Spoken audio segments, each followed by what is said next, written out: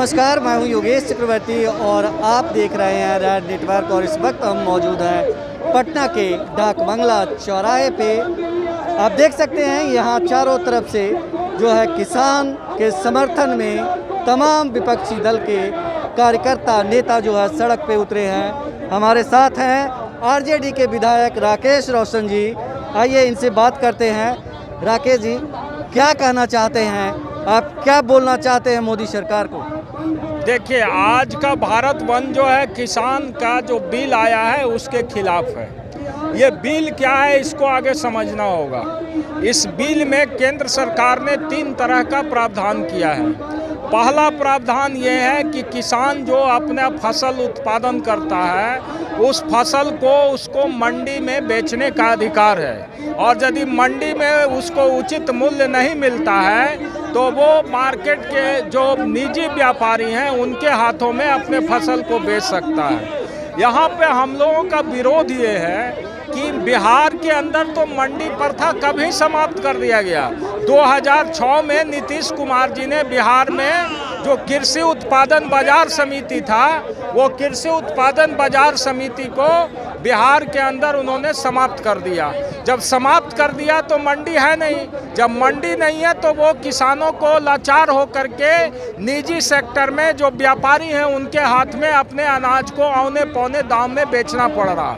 इसलिए हमारा मांग है कि किसानों के फसल का लाभकारी मूल्य मिले, और जिस एमएसपी की बात कर रही है केंद्र सरकार, वो एमएसपी बिहार में तो लागू है ही नहीं। मिनिमम सपोर्ट प्राइस बिहार के अंदर लागू होना चाहिए, जो कि हम इस बिल में एमएसपी की चर्चा जो किया गया है वो व्यवहारिक नहीं है। कहते हैं कि हम फसल का वाजिब मूल्य का 50% एमएसपी देंगे। बिहार के अंदर क्या हालत है आप देख रहे हैं। अभी किसानों का जो ये धान है वो धान की खरीदगी इनका पैक्स के माध्यम से नहीं हो रहा। गेहूं का खरीदगी नहीं हुआ पिछले साल, तो फिर ये किसानों के फसल का कैसे वाजिब माल देंगे, कैसे एमएसपी बिहार में लागू होगा? तो हम लोगों का ये पहला विरोध है कि बिहार के अंदर मंडी सिस्टम फिर से लागू किया जाए, कृषि उत्पादन बाजार समिति फिर से चालू हो और एमएसपी बिहार में लागू हो। दूसरा बात है, कॉन्ट्रैक्ट फार्मिंग की व्यवस्था की गई है इस बिल में। कॉन्ट्रैक्ट फार्मिंग जो है, इससे कारपोरेट के लोगों को कृषि के अंदर प्रवेश का एक रास्ता तय किया गया है। हम हिंदुस्तान के 70% लोग कृषि पर निर्भर करते हैं, और कृषि को आप कॉन्ट्रैक्ट फार्मिंग में डालिएगा तो हमारा खेती को लेकर के कोई कंपनी हमारे ही खेती से लाभ उठाएगा और हम उसके मोहताज रहेंगे, और उसमें जो डिस्प्यूट होगा उस डिस्प्यूट के रिड्रेसल का जो प्रावधान है वो बिल्कुल ही गैर कानूनी प्रावधान है कि डिस्प्यूट का रिड्रेसल का जो है किसान के बस का बात है ही नहीं कि उस डिस्प्यूट का रिड्रेसल कारपोरेट के लोगों से कर सके। इसलिए हमारा दूसरा ये है कि हम चाहते हैं कॉन्ट्रैक्ट फार्मिंग लागू नहीं हो। और तीसरी बात है, जो पीडीएस की बात की जा रही है, पब्लिक डिस्ट्रीब्यूशन सिस्टम का, तो पीडीएस जो है बिहार के अंदर या देश के अंदर कोई भी ऐसा स्टोर नहीं है किसानों का जो अपने फसल को स्टोरेज कर सके और लाभकारी मूल्य ले सके। तो जब स्टोर है ही नहीं तो वो फिर पीडीएस का सिस्टम का कल्पना करना ही गलत है। इसलिए ये कानून जो है किसान विरोधी और देश विरोधी कानून तो है ही है। दूसरी बात है कि संविधान की आत्मा पर भी खतरा है। हमारा ये देश फेडरल स्ट्रक्चर का देश है। कृषि जो है केंद्र के सेक्टर में और राज्यों के सेक्टर में दोनों के अंदर आता है, और कृषि पर कोई भी कानून पारित होगा तो दोनों तरह से पारित होगा। लेकिन इस बिल को सिर्फ पार्लियामेंट से पारित कराया गया, देश के असेंबलियों से ये पारित नहीं हुआ है। इसलिए ये तमाम बातें हैं, लेकिन सबसे बड़ा सवाल है, अगर बात करें बिहार की, पूरे देश के किसान जो है सड़क पे उतरे हैं, भारत बंद करा रहा है, तमाम तरह के प्रोटेस्ट हो रहे हैं, लेकिन मुख्यमंत्री नीतीश कुमार जी जो हैं वो चुप हैं, ठीक उसी तरह जैसे पीएम मोदी चुप है।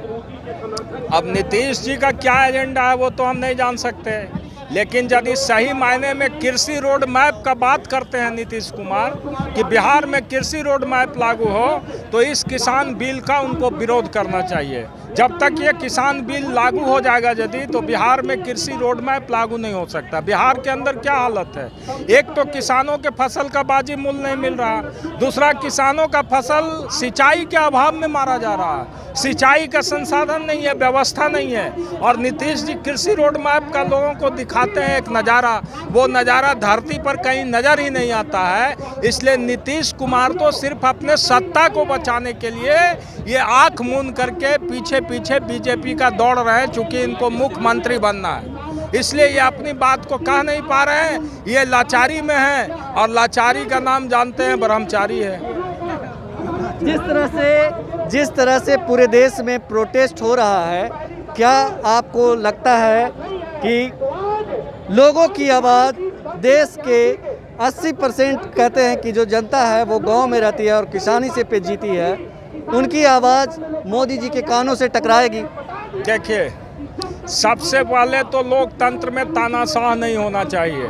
नरेंद्र मोदी ने पहले कह दिया शुरू दिन में ही कि हम किसी भी कीमत पर इस बिल से समझौता करने वाले नहीं हैं। लोकतंत्र में जनता की आवाज़ को आप नहीं दबा सकते। कोई कानून आया है, उस पर जनता यदि अमेंडमेंट चाहती है, और पूरे देश के अंदर ये जो बिल के खिलाफ जो आंदोलन चल रहा है, इसका व्यापक जन समर्थन है। आप मीडिया के लोग हैं, देख रहे होंगे, पूरा देश आज ठप है और पूरा देश का किसान सड़क पर उतरा हुआ है, मजदूर भी उसके समर्थन में सड़क पर उतरा हुआ है। तो इतना बड़ा जन आंदोलन को कोई सरकार जबरदस्ती चाहेगी कि तानाशाही के माध्यम से दबा दें, तो वो संभव नहीं है। राज नेटवर्क से बात करने के लिए आपका शुक्रिया, धन्यवाद। तो ये थे आरजेडी विधायक राकेश रोशन, जिनका कहना था खास करके बिहार के बारे में कि एक तरफ सीएम नीतीश कुमार बिहार में कृषि रोड मैप की बात करते हैं, दूसरी तरफ कृषि बिल पर चुप्पी साधे हैं। तो ये कहीं ना कहीं बिहार की जनता को गुमराह करने की बात है, क्योंकि अगर कृषि बिल लागू हुआ तो कृषि रोड मैप लागू होने की तो गुंजाइश ही खत्म हो जाएगी। योगेश चक्रवर्ती, राज नेटवर्क, पटना।